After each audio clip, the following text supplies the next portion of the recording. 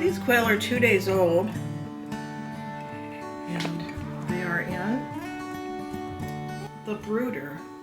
It has a heat lamp. On the top there's the heat light. It has this other light that also emits a lot of heat, but they prefer to sit under that one, if you ever wondered. This also comes with a bowl of ground food.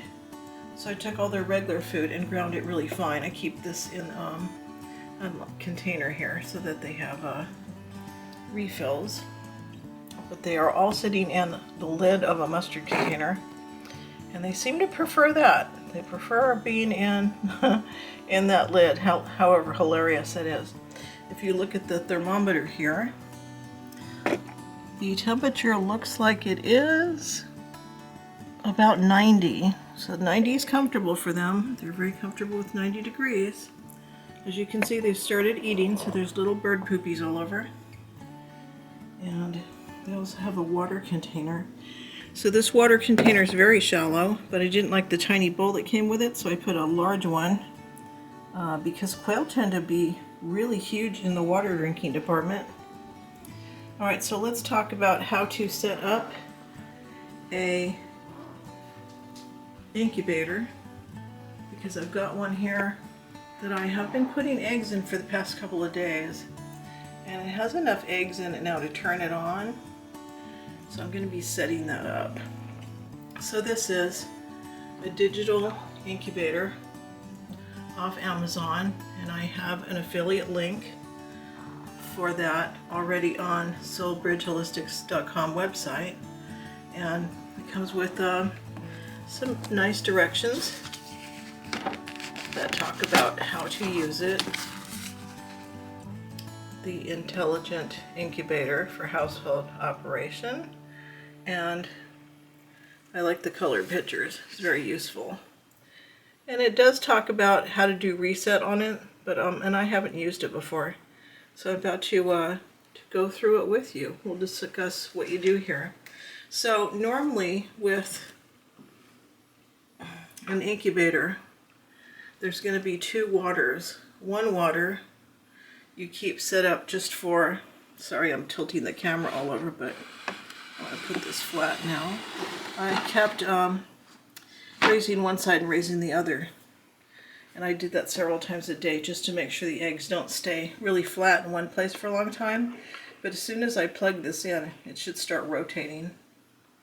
And what I'm going to do right now is take its electrical cord over to the side with the electrical. This is going to be a bit messy because I've got all kinds of wires and bottles in the way. Alright. And let's plug this in. And then see what it does. Alright, so it is turning itself on right now. I also have some other eggs that are still incubating, so I'll show you that in a minute. This one's going to start warming up. The eggs were already in it. Some people say warm it up first and put the eggs in it, but whatever, you know. If mom starts sitting on a pile of eggs and she starts incubating them, she's going to warm them all up gradually anyway, right? They're gonna warm up a little bit at a time. This one says it has 81% humidity in it when I haven't added any water at all yet. And that's so bright it's hard to see, but it says 69.7, 0.8, 0.9, 70. So you can see the temperature raising already.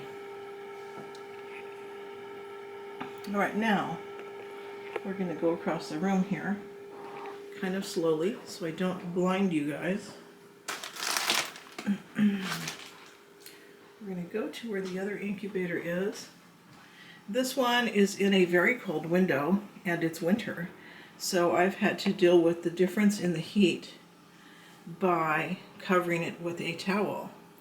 The other thing is, it only comes with little slots where you have to squirt water into the holes. I'm not happy about that. I like the digital incubator that actually has the bottle. So what I did was I taped a bottle to the side, and I'll untape it and refill it. when it looks like it's running low, but I've had to devise my own bottle system for this one. Looks like it's running out of water right now. Okay, so this one says it's at 99.5 with 50 degrees humidity, which is perfect. This is the Nurture Right 360. But as you can see, the slots are made for chicken eggs, not quail. So putting the quail eggs in there has been a little awkward. And it's not completely full. So I got the smaller digital incubator, the one I'm recommending, because it's the right size for quail. I also, when I put the eggs in, make a tag. So December 13th was day 0. December 26th will be lockdown. We're looking at Christmas Eve right now, so 24. 2 more days will be locked down. By December 29th should be the hatch date. So it's always important to count forward 18 days and then subtract 3, and that will be your lockdown day. Usually the lockdown part, you put in the second reservoir, fill the second reservoir with water, and if it has a little window like this, you open that window. It's on a quarter right now, but you'd open it to halfway on a humid day or when there's actual heat, because the chicks who are hatching are going to emit their own heat. It's already up to 82.9. I had another Chinese incubator that was also digital that these guys hatched from, but that incubator was doing everything in Celsius, so it was very uncomfortable to have 38.3 or 38.6, not really knowing if that's correct. I got 5 who hatched healthy and 1 that was stuck in the shell who I freed. That's the little one who's sitting down, the little yellow one. But you wouldn't know the difference that she's a day later. Couldn't get out of her shell. Had to help her out. I also had one that you can see who turned and ran away just now, who had spraddle leg, and I had to tape its legs just for like a half a day to get the legs situated underneath while the bones set and kind of like become a little bit firmer, because they're so flexible and soft when the chicks are first born. But as you can see, they've all figured out where the food is. For some reason they just love sitting in the food bowl. What is it about sitting in the food bowl? These little quail chicks, I could fit all of them in the palm of my hand. They're so little. They just are active. Within hours of being born, they're running back and forth already. So I got to actually see the little guy sleeping in the food dish. That's adorable. I think that's the newest one, yeah. So, yeah, they love that food dish. It was born by hand. I took it out. I put it straight in this brooder on the orange cloth underneath the heat light to make sure that it would dry out. And I watched to see if the chicks were going to peck it, because chicken chicks are really mean. Quail chicks, not so bad, not so bad. But at the point where I thought it was going to get pecked on, I took this nifty little device right here, which is for sifting, I guess for sifting tea, and I just put it over the chick. So the chick could be in there in its own little cage inside of the brooder with everybody else, and they could see it and they could interact. I thought the interaction was going to be really important for a brand new chick.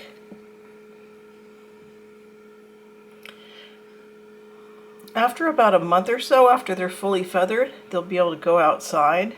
And I'm going to go outside for a second to show you what outside looks like. Alright, so here's my outdoor setup. And I created a table to put this cage up on to get it high up off the ground so that it's eye level for me and very easy to access. Otherwise, for the bottom tier, those quail would be super hard to access. My son-in-law gave me an empty container of the stuff that he uses for his exercise, protein powder, right? Holds a lot of food, so I have the quail food in here. These guys are on quail maintenance. I actually wrote quail maintenance on here, so I'll be able to tell which food is which, because the babies are on a different diet. The kind of food they have is different. So this one has more calcium in it for egg layers, and it's a richer color. It has a lot of soy in it too, so it's very high in contents for adult game birds, which is also important because quail are game birds. They're not like chickens, so their diet has to have more protein than chickens would have. So as you can see, this tarp, it's double layered, so there's one that covers the bottom and one that covers the top. So if I pull the string, I can get the top layer to open up. And I'm going to show you tips and tricks as I go, because these guys are pretty darn happy in here. It's working well for them. Alright, so let's move this up over the top. We had really heavy rain last night, and as you can see, it's nice and warm and toasty, and everybody's dry. So I'm going to pull this back, and then I'm going to start showing you what I figured out. The first thing I figured out is that putting containers in their house takes up all the space. They have exactly all the space that they need, but it's not enough space if you put food containers in there because it takes up all their floor space. So this right here is an external watering device with a cup in it. I have the ability to pour water into it while it's still outside and refill it. It's down to 1/3 right now. These guys will drink that completely down in 3 days. So that's a good amount of time. I come and visit them every day. Hi guys. Yes, we are. So we have 2 females and a male. These are the parents of those chicks inside. This is called a Texas A&M University made, this white quail with the distinctive white black dot on its head. I have some little feed containers here that go up against the side. I can fill them from the top. I'm going to be figuring out how to convert them to putting them on the outside, and then I could just cut these bars so that the bottoms fit in, and that way I could fill them from the outside. But so far they don't take up any floor space. They are up off the ground. The other thing you're not seeing is a seed mat. There is a seed mat plugged in and covered with the hay down here. See how warm their footsies are? The seed mat will keep seedlings 20 degrees above the ambient temperature that's outside. It's about 45 right now, so I think he's going to attempt to mate with somebody. That's the boy right there. Yep, he's going, hold still lady, I'm trying to make fertile eggs. Let's talk about what we're doing right here. I'll get to them in a minute. That seed mat right here is making it 60 degrees instead of 40. And so it's nice and warm. It warms up the hay, warms up the bedding. I'm using pine shavings and straw. Got a little combination here. The pine shavings absorb a lot better, holds on for a lot longer, and so keeps them dry longer. They love the straw bedding to hide in, so I have a link to straw bedding on the soulbridgeholistics.com website, but I'm also using the pine shavings, and I will show you down here at the bottom where my supplies are kept, underneath this tarp where they can't get wet. So this is natural softwood, and it is pine shavings, and it's going really slowly. I've changed the coops, the cage out twice now, and it's not even half used up. So I can put a link to that. And then this lower cage right here, that's sort of spare right now, it's not even being used. This is going to house all those babies when they feather out.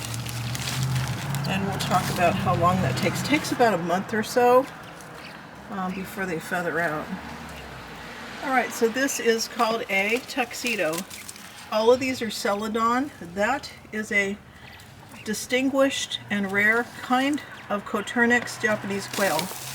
And Coturnix are a large kind of quail in comparison to button quail and other types of quail that is native to Japan, where it's cold and snows, And so most quail live in hot areas like Arizona, New Mexico, so they can handle heat.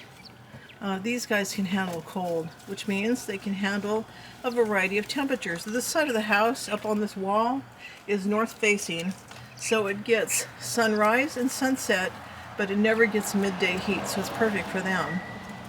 And when it's not raining, I'll put the plastic up, and then they can get a nice airflow going. Either way, they have a nice airflow going anyway, because we have open edges over here that let stuff in. On this side I have the electrical cord coming down out the window. It's on a splitter for 3 plugs and then a timer. The one that's on the splitter but not on the timer is the seedling heat mat, so that it stays on all the time. The one that's on the timer is 2 sets of lights, and they're set to go on at 5 p.m. and stay on until 9 p.m. So the Christmas lights right here, and that runs on both levels, so above and beneath, because they get less daylight. You know, I talked about circadian rhythm in a previous video. Well, these guys, if they don't get enough daylight, they stop laying eggs. They also have this very cool little miniature tree in here that has lights going up and down it. I can give you a link to that also. And that one will turn on and the whole tree lights up. The whole stem of it is little tiny lights, so that the whole cage lights up at night. You know, they don't care so much about what kind of lights it is, but they do care that they have to have lights. That's going to be a big deal to extend their nighttime until 9 p.m. All right, now let's talk about the quail specifically and their genders. This one that looks like it has a little tie. You know, some people think it looks kind of like a penguin. It's called a tuxedo, like he's dressed to go to church. So he's part Tibetan. Those are kind of like Tibetan or Pharaoh kind of colors, but it's that white chest that makes him a tuxedo. Next to him, those are the colors of an Italian, and the Italians can come in 2 kinds. You can see by this distinctive dark head and light body that this is a male, because if it's a female, it'll be all one color. And you can't tell the gender of the babies or even their colors while they're little, except that I have 3 light and 3 dark. The dark can end up being as follows. They can end up looking like the tuxedo mom, or all be dark, like her whole entire body dark. They can also turn more reddish, in which case they'd be more Tibetan looking. This Italian fellow right here, the babies that are yellow can turn out to be light Italian or dark Italian. So they'll be in that color range. And then the newest one, who's apparently just yellow, can probably feather out to be a Texas A&M. And literally that is the name of this bird. You don't just say white. It's not just white quail, because it's the distinctive mark on the head that tells you that's a Texas A&M. They're known for being large. And I know that's an oxymoron because quail are small, but there can be much smaller quail than this. And so the fact that that is a pretty large quail, like saying jumbo shrimp, right? They're still a shrimp. Hi there. So they're very curious, as you can see, socially very active. They want to know what's going on. They know they're on the spotlight right now. They know I'm paying attention to them. And the fact that I'm standing here filming has just piqued their curiosity. The other thing is they're expecting treats, so I'll give them their grubs, and I'll give them fresh grass and clover. I have a whole lawn here of grass. Normally this is for my dogs. I have a Chihuahua and a Maltese, but this type of grass is just perfect for them. It's got some clover mixed in there, and it's just right here at hand for when I need to give them treats. So I tend to chop it up kind of small so they can swallow it. I won't put long strands in there because obviously they don't have thumbs and they can't break stuff up. Okay, so I was going to talk to you about the kind of grub. So let's go back under here again. The brand isn't so much important as knowing that these are these little grubs right here. And one bag like this is going to last them quite a while. So I did put a link to that on the website for the about link with the about our affiliates, and you can find the grubs there. The other thing you're going to see on this side, see this little door they keep going in and out of on the edge? That right there. Why I love this house so much is because it already has a built-in shelter, and it has a lot of room for them to run back and forth. I don't like the little plastic cages. I'll never recommend them because they're too low. You don't want anything too high because when they startle, they popcorn, they jump straight up and they'll break their necks. This is not too tall for them. That's just right. But it does give them the freedom to go back and forth and have a lot of leg room. So I don't believe in stuffing too many quail in. Ideally, you can fit 6 in each unit. So I'd have 5 females and a male. I've got 6 babies over there, and all the babies will be going down here. And as soon as they're ready to go, I'll probably split them up. I can split them up, put a couple more above. All right, so I'm going to try and get into the bottom layer now. Well, there we go. So you can see what this extra unit looks like in here.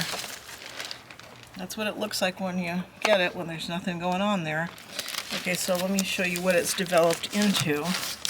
And you'll see what you need to have that little bath area for them. I'm going to open the top one. They're all on the left side right now. There's their bath area. So all I did was take a container, cut a hole in the side, get back in there. You're not coming out. Oh, they love it. Yeah, they love it. And that's where they do their sand bathing. So it's mixed with chinchilla dust to make it finer because it helps them with any kind of mites. All right, let's look at the egg production here. So far, both females do not seem to be laying. I only tend to get 1 egg a day. It's a really beautiful egg.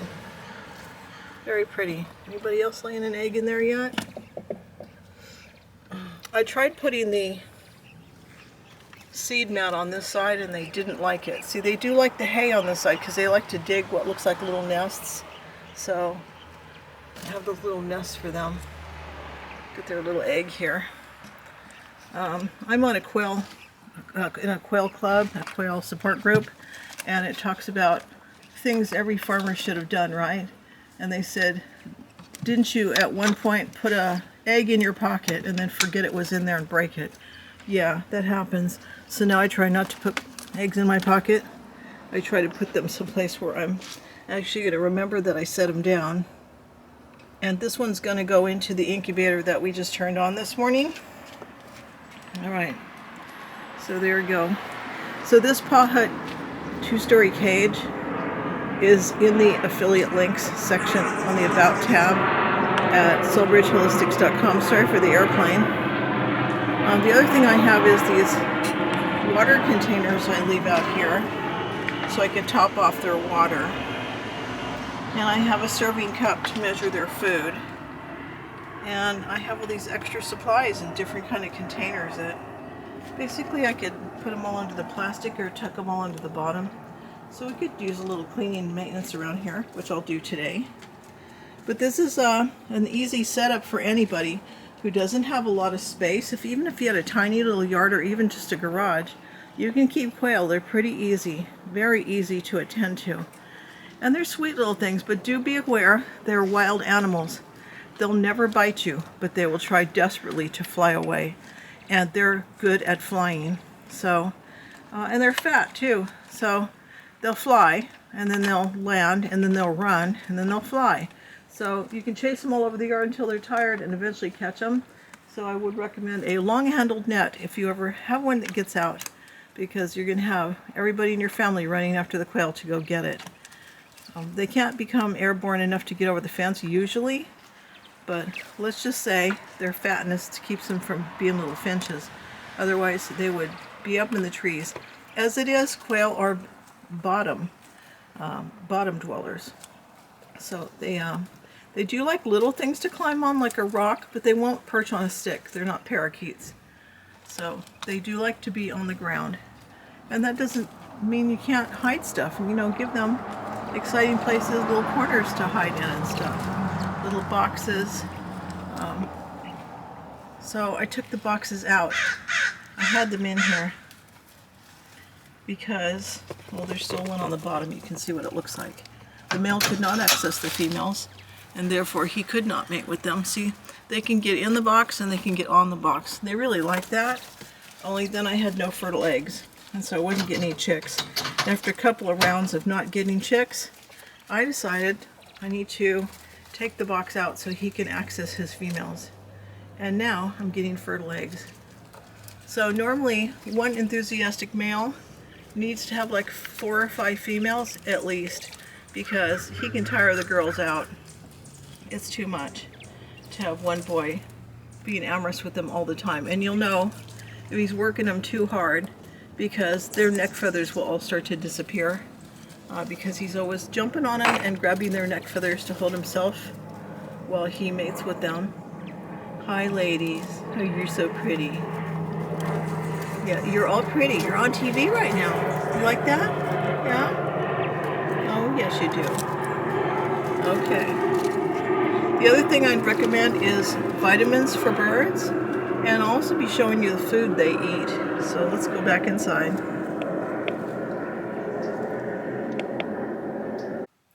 Okay, real quick, here's one more trick that I have.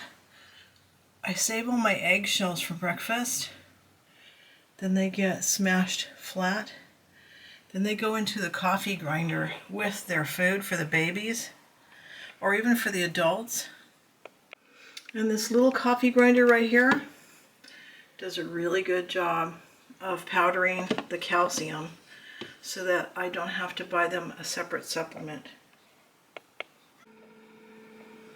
Alright, so about that egg, I did bring it in, and it's headed over to go into the incubator. Alright. Alright, so I put warm water in this bottle. I'm going to turn it upside down and stick it in here.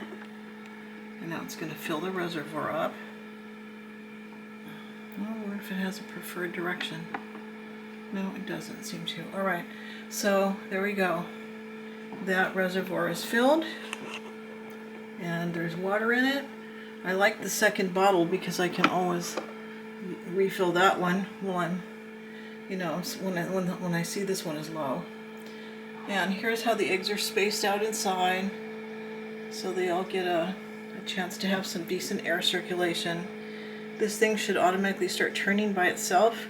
Right now it's showing the humidity has dropped to 31, but it's already raising up as this water gets in there and raises the humidity up. It's not so important when you just put them in, but you want to keep your humidity around 50, and when they're hatching, it's important to get the humidity around 70. Alright, how many eggs do you see in there? 3, 4, 5, 6, 7, 8, 9, 10 eggs. Okay, so usually the hatch rate's about half, so I'm hoping that it'll be higher than this. Just in terms of fertility, about half of them end up not being fertile. But let's see if he's doing a better job this time. Alright, here is the dispenser bottle for the other incubator. As you can see, if I walk this back over to there, this was one of the downsides of this. As much as I love the Harris Nurture Right 360, you can see the brand name down there.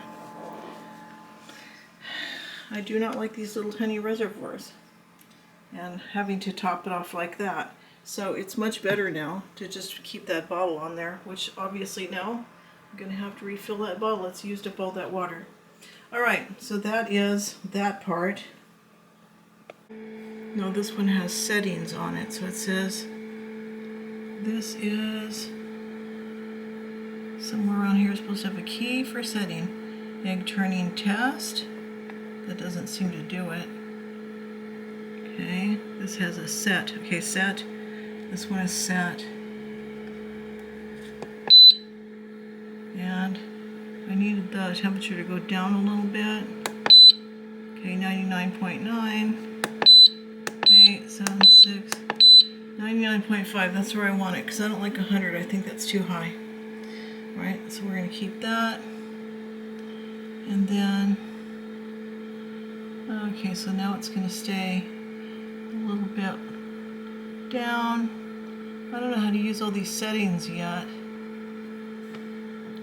There's a bunch of buttons down here, but when you press them, nothing happens. So I guess everything has to be through hitting set first. Okay, hold on, I'm still learning to use this thing. Alright, so I just read the directions and it says to test if the gears are working normally, you press the plus button and then wait to see what happens. And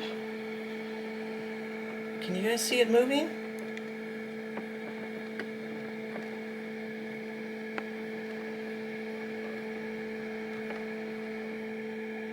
That is so cool. It's actually rotating the eggs. Alright, so this one is now at the proper humidity. We're up to 49, so it's at 50 right now. Alright, and it's at the proper temperature. What I can't find, what it doesn't have is a day countdown, so that's what we're going to make the sticker for. So hang on, because we have to look at a calendar. We'll do this together. Okay, however awkward this may seem that I had to point the camera down, here's December. There's 8 days left in December, and the 24th is going to be my day 0. Then I look at the January calendar, which isn't so microscopic, and we're going to go, so this is 8 days, but the 24th is actually day 0, so I'm going to go 1, 2, 3, 4, 5, 6, 7 days. Then for January, 8, 9, 10, 11, 12, 13, 14, 15. So January 8th is lockdown. I'm writing lockdown on it. 15, 16, 17, 18. So this is hatch day on 18, 19, 20, 21, 22. And this is day 22 on January 15th. Why do I write all that on there? Because now I'm going to put it over on my sticky note. And it's going to be put next to the machine, okay? So we know that December 24th is day 0. And we know that January 8th is lockdown. So you need 3 days before hatch. At the earliest hatch would be the 18th, right? Sorry, day 18, which is January 11th. Okay, so January 11th is earliest hatch. And then 12, 13, 14, 15, up to day 22. And that leaves you at January 15th. And that would be late hatch. So I'll just tell you that for the batch that I just had, I literally had some hatch on day 20 and at 21. And I think I peeled one out on day 22 because it was halfway out and wasn't making it. If you leave them in the shell too long, they'll just dry up in there and they're gonna end up not having enough moisture. They have to eat and drink after a while or they just dehydrate because they run out of yolk. All right. So I'm also going to import little video clips so that I can show you what hatch day looks like. So according to our sticker that we just made, January 11th is the earliest hatch and January 8th is lockdown. What exactly is lockdown? So lockdown is going to be a point when you fill that second reservoir container with warm water and then turn it upside down. And then this one also doesn't look like it has a vent hole like these, the Harvest Right, the Nurture Right 360 had. So the Harris, like the Harris Nurture Right 360 had. It doesn't look like it has the air hole that one has. The other thing I liked about it is the reservoir went all the way around the side of the dome instead of underneath it. I like that too because you can see when there's water in there. You can actually see it, which helps because I've had incubators where the water goes underneath the tray at the bottom and you can't tell when it's full. You can't even, because if your incubator is at not level, if it's like tilting one way or another, the water can run to the back and it looks empty, or the water can run to the front and it looks full when it's not really full. So keeping it level is ideal, but when it's on the side of the room and the room's old, like my house is from 1942, it doesn't tend to have level floors, so it is what it is, right? All right, so we did test that. It rotates. It should be rotating on its own every hour or so, or every couple hours to make sure the eggs don't stick to the shells inside. And the humidity helps them also to not be sticking to the shells, and it helps them with their hatching. All right, so we're going to be doing lockdown on January 8th. Lockdown means filling the second reservoir. It also means that you take out the rotation tray and you put in a pad or some kind of a mat. Shelf liners are great. Just cut it to be the size of the inside and then put it down. So you're going to take all the eggs, put them in a bowl, put that shelf liner down, pull the eggs on the liner, and then put the lid back, put the second reservoir full, and that is locked down. And then you just wait for them to start hatching. They tend to like to hatch in the dark or in the wee hours, either late at night or early in the morning. And then they need a while to kind of uncurl from that egg shape they've been in. And I have some video of a chick hatching where it's unzipping, so it's pecking all the way around the edge. The upper edge, the wider edge of the egg, it should be pecking around that edge of the eggshell until it gets about 85% all the way around, and then it starts kicking and pushing until it gets the cap off so its head can flop out. So there is a video of my chick being born, and I'm going to try to attach it here so you can actually see that footage. And when you see it being born, it's wet and it's really scrawny, so it kind of lays there for a while and then it kicks its way out of the shell. I've had chicks that can't kick all the way out of the shell, they kind of get stuck in it. So my last one, I had to unpeel it out of the shell. You'll know when it's ready to go because when you unpeel it, the skin looks dry. There's no veins left on the skin and it doesn't bleed. If for any reason it started to bleed, put it back in the incubator, shut the lid and leave it like that until it actually dries up, because all of the veins, that is its placenta, are attached to the membranes on the sides of the eggshell. If you rip them, it can bleed out. They seem to have only about 2 drops of blood in their whole body, so they bleed out fast, and you know, they're so tiny already that there's just not a whole lot of blood in them. So they have to be kind of dry. But the one I picked out, every time I picked the skin off the shell and moved it, there was no veins, nothing. It was just in there and it couldn't get out.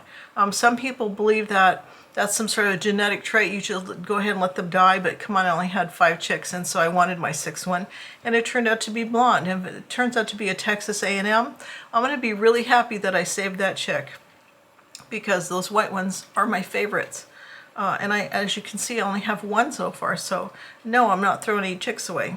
All right, so at the point where they're hatching out, as you can see, the head's really floppy. I took that baby out and I put it in the brooder and put that cone over the top so the other chicks would leave it alone for a while, and actually watched it dry out. And you can tell when they're healthy because they'll be breathing, panting, breathing regularly, very strong breath.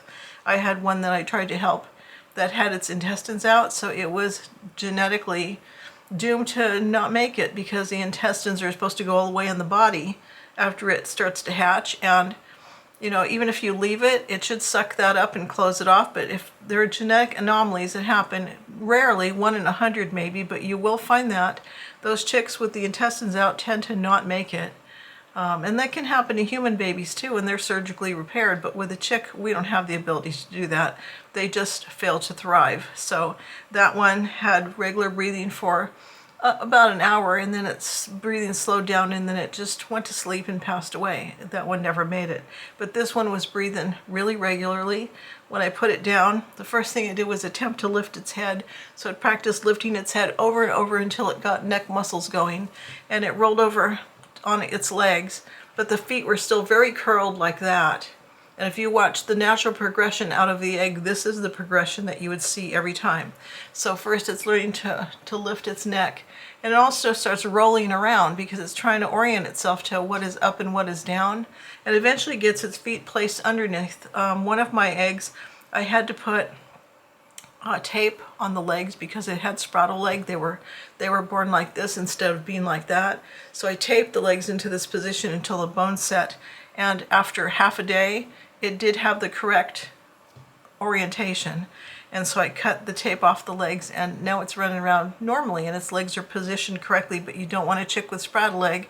Try and correct the spraddle leg, and space the legs far apart as they would have been if they're normally placed underneath its body, and then it will just walk around like that for a while until the shoulders get that correct placement, and it's not like this, it's going to look like that. Okay, so this one did not have sprouted leg. It looked good the way it's sitting up, and then when I went to bed last night it had lifted its head, so it's sitting up perfectly with its head look up and its feathers dry, looking around at all the other chicks, but it still had kind of this going, and then it sort of had that going, and it was crawling everywhere like this, you know. And so the next step, obviously, because it was so young, is that the fingers are still going to unfurl until it's flat on the ground. I think when we checked this morning, they look like they're running around, right? So it looked like it was developing just fine, and it had completely got its bearings. Now this was a late chick, and it was already in the shell a whole day longer than the other chicks. And again, I caution you that if you leave a chick in the egg too long, and it fails to hatch, or it gets stuck and it can't get out, that yolk can only last so long. For the first 24 hours, it is dissolving the nutrients in the yolk, and that is sustaining it as far as food and hydration. But after that point, it either needs nutrients or it needs hydration, or it's going to pass away, and I didn't want that to happen. So I saw it start pecking on the ground, watching the other chickens, and then I went and dipped its beak in the water so it would know where the water was. And as of this morning, they just start, they're very, very social. They start following what the other chicks do. Following the other chicks to see what they do. Whatever they peck at, it's pecking at it too. Eventually they'll all run to the water and it will run to the water too. So I have full faith at this point that that chick is on the move, and it's gonna grow up just fine. All right, so this sticker I just made is going to be put next to the incubator, and that brings you full circle, because I put eggs in the incubator, watched them hatch out, they went into the brooder, which I showed you. I've listed the brooder in the About or Affiliates tab on the SoulBridgeHolistics.com website. Back over here, we're going to put this right here. Good. So 60 degrees humidity, 99.5. That's going to work just great for that. I'm going to go look at the food.